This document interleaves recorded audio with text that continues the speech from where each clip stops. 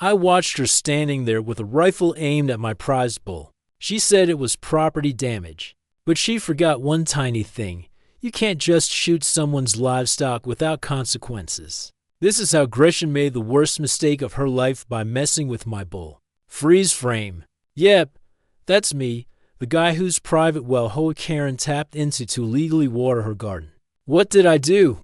I flushed her system with sewage, and oh buddy, that was just the beginning. The viewer instantly wonders, wait, what? How do you even pull that off legally, and how does she not notice? Let me take you back a few months. See, I've got a farm. Not a giant sprawling estate, but enough land to get a little privacy, raise some animals, and do my thing. I'm not exactly the city guy type. I'm more about getting my hands dirty, fixing my tractor, and watching my prize-winning bull, Maximus, graze in peace. The whole vibe is quiet, laid back, and blissfully free from HOA drama, or at least it used to be. Enter Gretchen, aka the HOA Karen. She came into my life like a storm cloud. Apparently, Maximus's majestic presence in my unkempt yard, which to her was a disaster zone. We're devaluing the neighborhood. I mean, who knew that a 1,500 pounds bull could be such a threat to real estate prices, right? This wasn't your typical HOA manager. Gretchen had this obsession with control, and she was convinced that if she could mold the neighborhood into her own personal Pinterest board, everything would be perfect. Too bad she never got the memo that bulls, in their freedom, don't exactly fit her manicured lawn aesthetic. I had my first run-in with Gretchen over something as ridiculous as my mailbox. You know, the kind of thing that only an HOA could get mad at: the size of it, the color, the angle at which it was positioned. Seriously, I could hear the chainsaw whirring in her head as she plotted to cut me down like a tree in a forest. First it was the mailbox, then it was the fence, then it was the unsightly vegetable garden I had going in the back because how dare I grow my own food without consulting her on the type of soil I was using?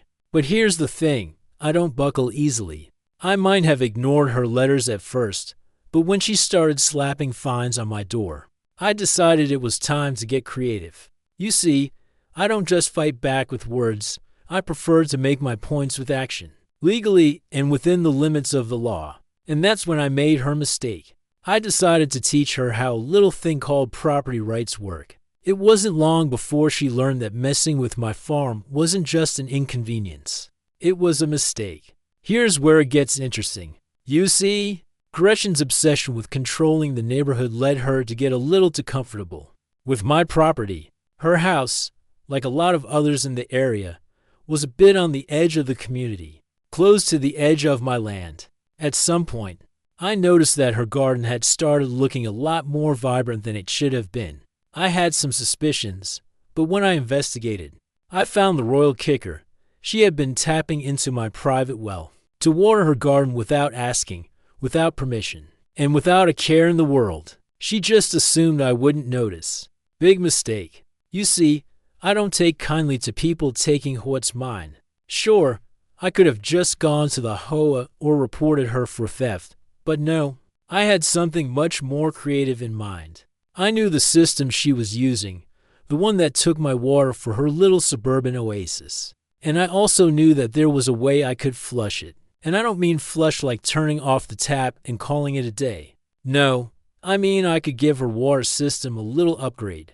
You wouldn't believe the fun I had with this one. I flushed her system with sewage. That's right, sewage. I'm not even sure she ever realized what was happening. I timed it just right so it wasn't enough to cause any major damage, but enough to make her garden look like a toxic wasteland. The best part? She never connected the dots. She could have been just some mystery neighbor who was out to get her. She had no idea I was the one who'd given her garden of paradise a makeover. That would make even the hardest of horticulturists weep. So there she was, Gretchen, trying to make my life hell with her whole letters and fake complaints, thinking she was in the clear, while I had already set the stage for her downfall. And this is where she made her next big mistake, messing with Maximus. Now, let's talk about the bull. Maximus wasn't just any bull. He was a prize-winning show bull, huge, intimidating, and as loyal as they come. He wasn't some random animal you could shoo away with a broom or yell at until it left. He was my pride and joy, and I was damn proud of him. I'd spent months training him, making sure he looked perfect, and of course, he was great with people. But to Gretchen, he was just another unsightly nuisance, an animal that didn't belong in her perfect neighborhood. One afternoon, I got a call from a neighbor who told me Gretchen was out in her yard screaming about Maximus, eating her flowers. Now, I'd seen Maximus graze a few times near her yard, but he was hardly the type to go tearing up someone's flower bed. But Gretchen, of course, didn't see it that way. She'd been suffering from the bull's presence for months, and in her mind, this was the last straw. Gretchen stormed over to my property with her angry little posse of HOA board members. And that's when things went from petty to full-on ridiculous. She started shouting at me from the road, telling me to get Maximus off the common property that was somehow, according to her, part of her kingdom. I asked her if she had ever heard of property rights, but of course, that was too much for her. She wanted to make a statement.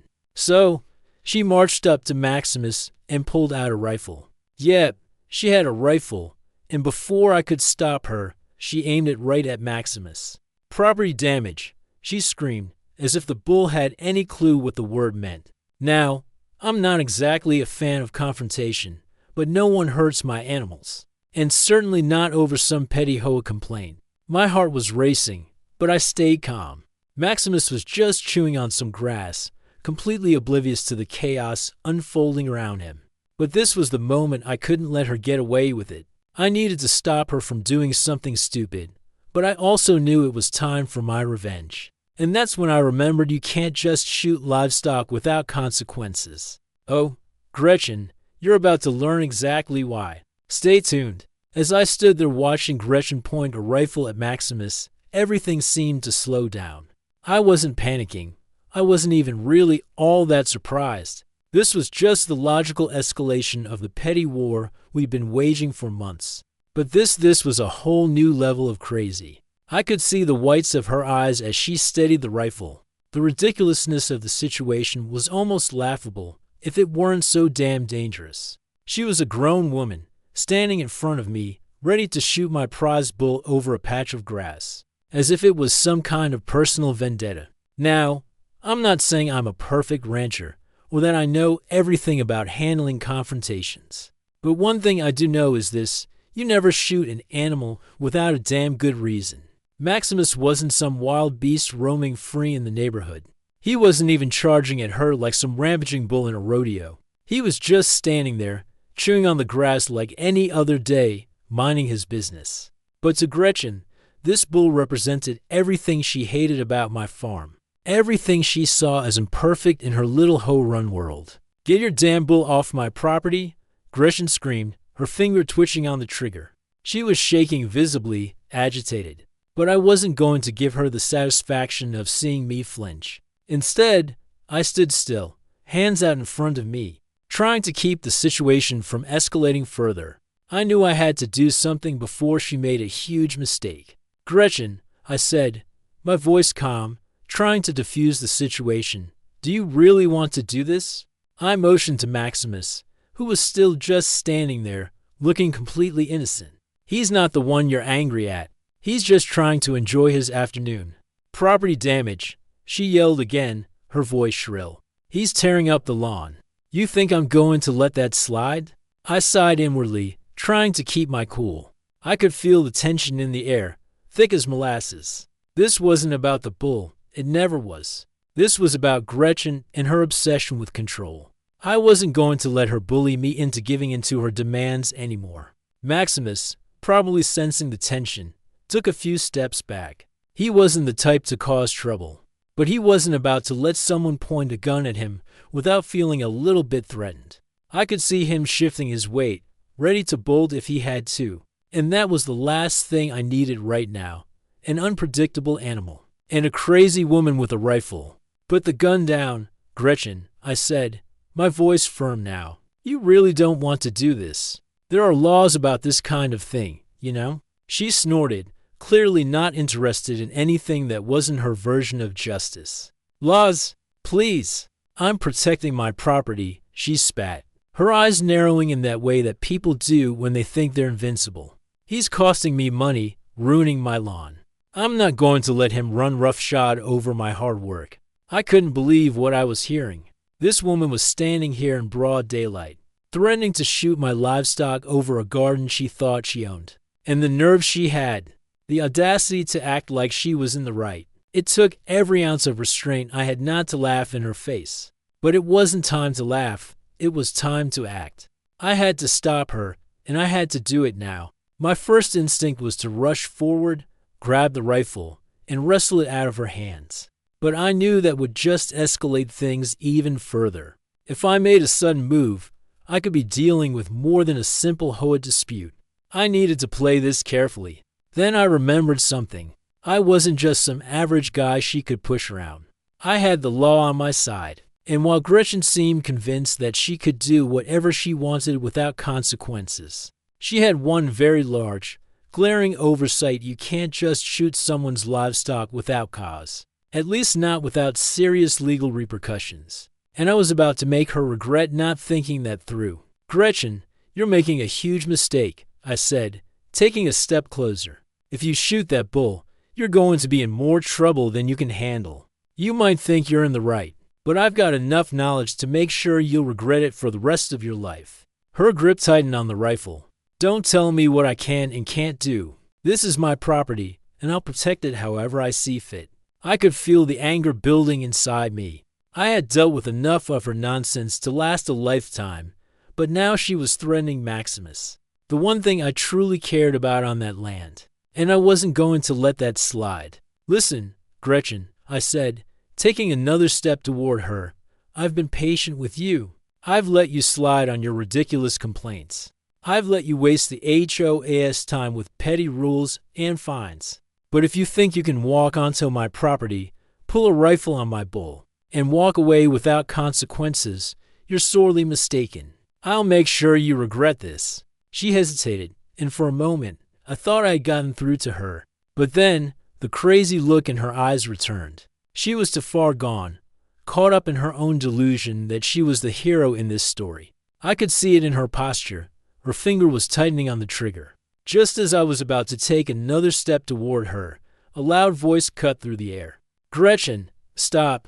I turned around to see my neighbor, Carl, rushing toward us. He had been watching from his porch, and I had no idea he was even paying attention. Carl was a soft-spoken guy, a retired cop, and he had been nothing but kind to me since I moved here. He could see what was happening and wasn't about to let it escalate further. Carl moved in between Gretchen and me, hands raised in a calm, disarming gesture. "Put the rifle down, Gretchen," he said, his voice firm but steady. "You're not in the right here." Gretchen glared at him, her face turning red with frustration. "This is none of your business, Carl," she spat. But Carl wasn't backing down. "I think it is," he replied, unfazed. "You can't shoot someone's livestock without facing serious charges. You're about to make a big mistake. Put the gun down."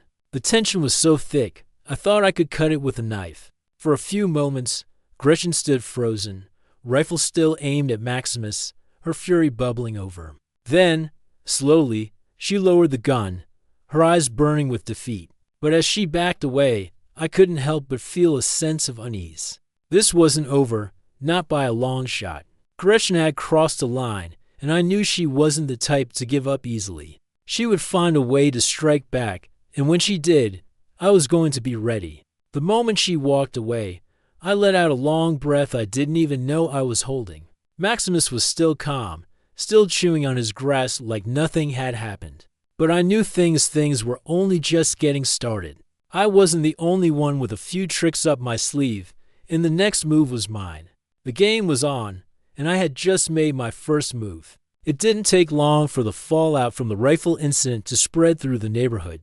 Word travels fast in a tight-knit community like this one, and within hours, everyone knew that Gretchen had pulled a gun on me, and more importantly, on my bull. Carl, the retired cop, was a big help. He made sure to spread the word to anyone who would listen, including the local sheriff. He wasn't going to let her get away with it, and neither was I. But the truth was, I knew this was far from over.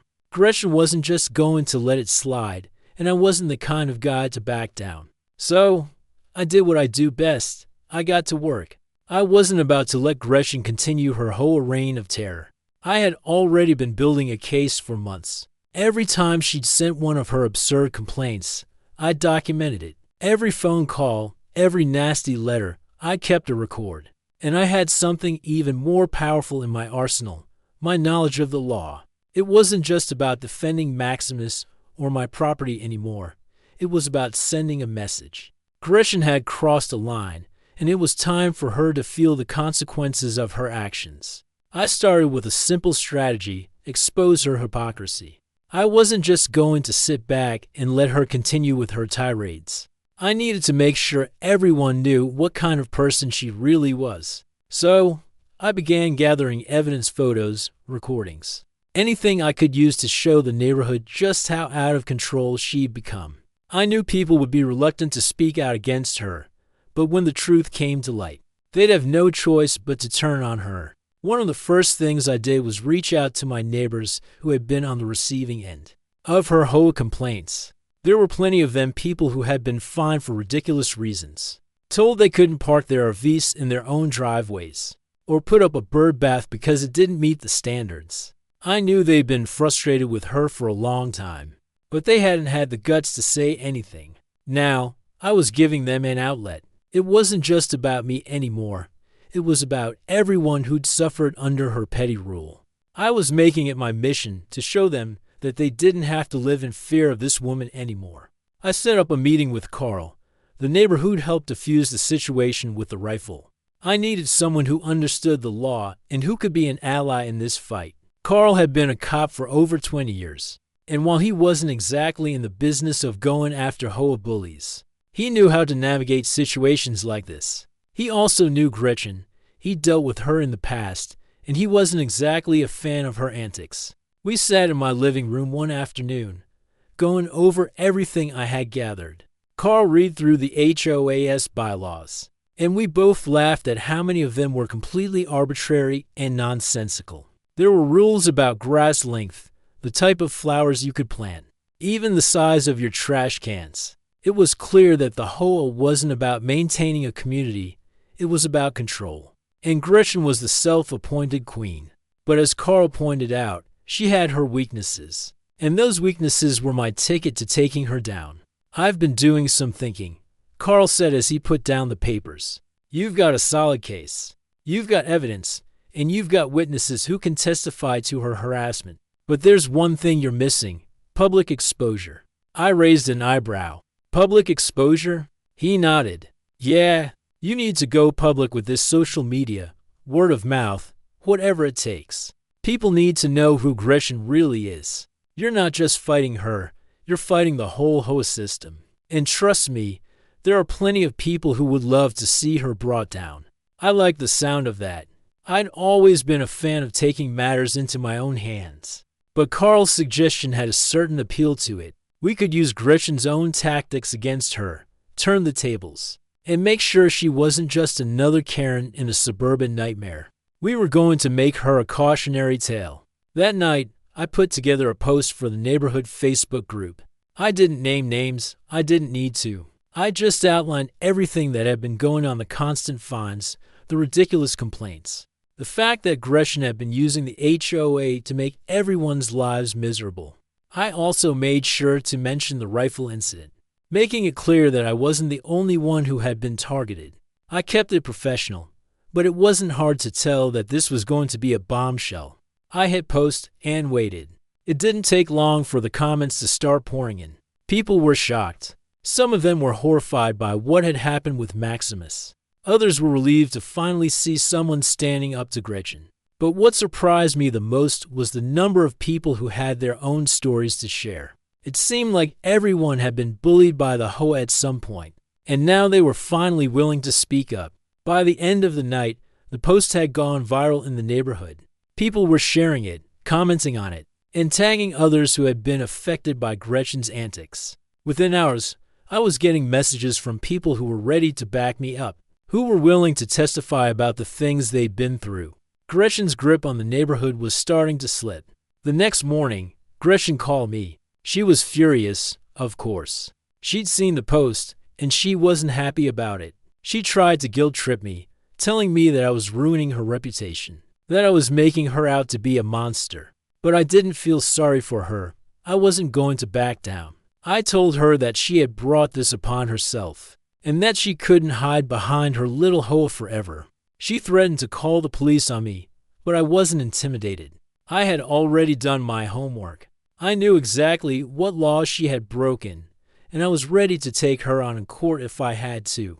But it wasn't just the legal battle I was preparing for, it was the social one. Gretchen had made a big mistake by messing with Maximus, and now, thanks to social media, everyone knew about it. The tide was turning, the power was shifting, and I wasn't going to let it slip away. That afternoon, Carl and I met again. We went over everything, what Gretchen's next move would be, how we deal with the inevitable fallout, and what steps we needed to take to make sure she couldn't get away with what she'd done.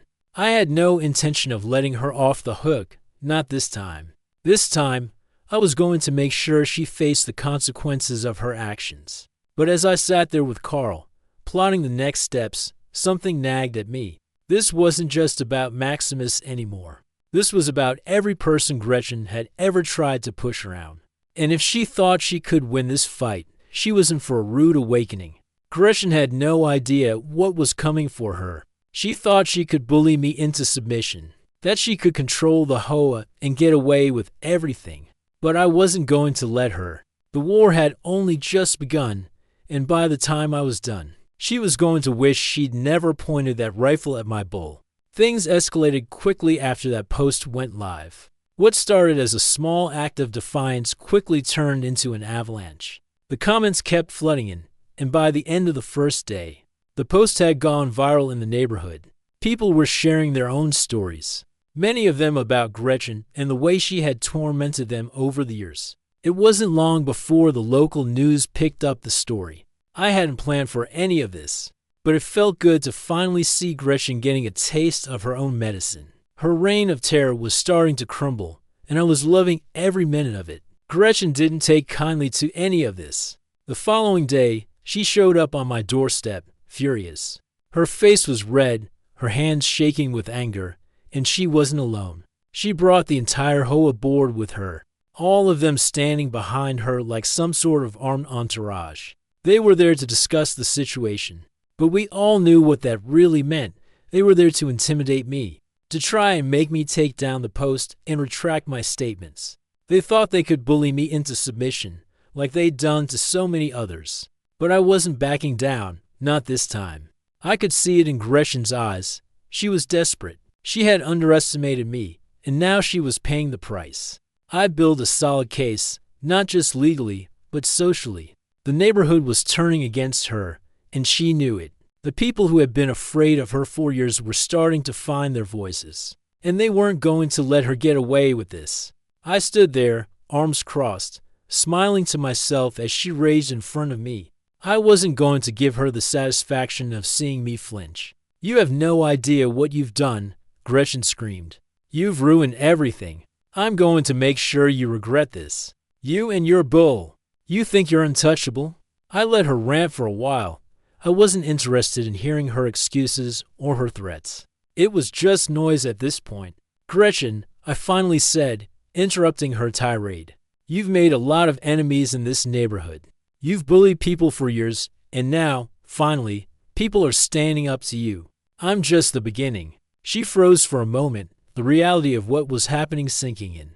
"What do you mean by that?" she asked, her voice lower now, but still full of venom. "I mean," I said, taking a step forward, "you've made your life about control, pulling everyone around you. You've used the HOA to harass people, find them for ridiculous things, and make their lives miserable. But it's over now. The people you've tormented are waking up, and you can't hide behind your little HOA board anymore. You're done." Gretchen's face twisted in anger, but this time there was a hint of fear in her eyes. She was realizing the extent of what she had done. She had pushed too far, and now the walls were closing in. The more she raged, the more the people around her began to pull away. I could see the board members glancing at each other, unsure of how to handle the situation. I knew they were starting to realize that they had been following the wrong leader. Gretchen was no longer their golden girl. The tide was shifting, and they knew it. She tried one last desperate attempt to turn the situation in her favor. "I'm calling the police," she spat. "You've broken the law by posting all of this. I'll have you arrested for defamation." I could see her mind racing, trying to come up with some way to get out of this. But I wasn't worried. The truth was on my side, and I knew it. "Go ahead," I said, smiling. "But you might want to check your own legal situation first. You can't just shoot someone's livestock without facing consequences. And your little HOA finds those aren't as legal as you think. You've been overstepping your bounds for too long." Gretchen's jaw clenched as she realized the truth in my words. She had been playing a dangerous game, and now it was catching up with her. I wasn't afraid of her or her threats. I had already contacted a lawyer, and I had more than enough evidence to make sure she couldn't get away with any of this. And now, thanks to the viral post, the whole neighborhood knew what kind of person she really was. She couldn't hide behind her power anymore. I watched as Gretchen's face twisted with frustration. She wanted to lash out, to shout, to throw some last-ditch effort at me, but she couldn't. The people she'd been terrorizing for so long were done with her. The support she thought she had was slipping away, and she was left standing there with nothing but her own anger. She turned on her heels, her board members following her in a half-hearted procession.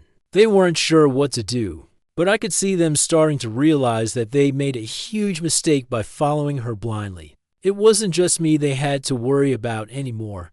It was everyone she had wronged over the years. They had seen the flood of support that came in the wake of my post, and they knew that the community wasn't going to let Gretchen's abuses slide anymore. As they walked away, I couldn't help but feel a rush of satisfaction. I had done it.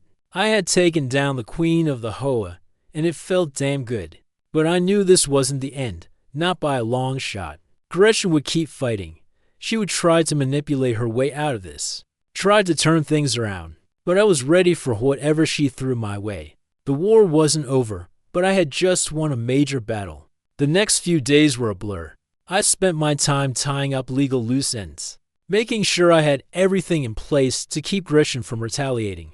I didn't expect her to just walk away quietly. She was stubborn, and she would try to find a way to strike back. But I was ready. In the meantime, the neighborhood continued to rally behind me. The people who had been afraid to speak up finally found their voices. The HOA board, realizing that their golden girl was no longer untouchable, started to distance themselves from Gretchen. They saw what was happening, and they weren't about to lose their positions over her. The final blow came when the HOA, after reviewing everything, issued a public apology to me. They removed all fines and restrictions on my property, acknowledging that they had overstepped their bounds. The apology was one of those half-hearted, legally worded statements that didn't mean much, but it was enough. It was a victory, a small but important one. And as for Gretchen, well, she tried to fight back, but the community wasn't on her side anymore. The public backlash was enough to make her pack up and move out of the neighborhood.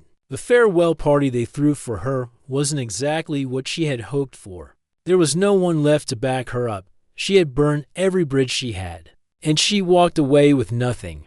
I stood there watching her go, a sense of satisfaction washing over me. Maximus, my loyal bull, trotted past me, giving me a nod of approval. This time, I had won.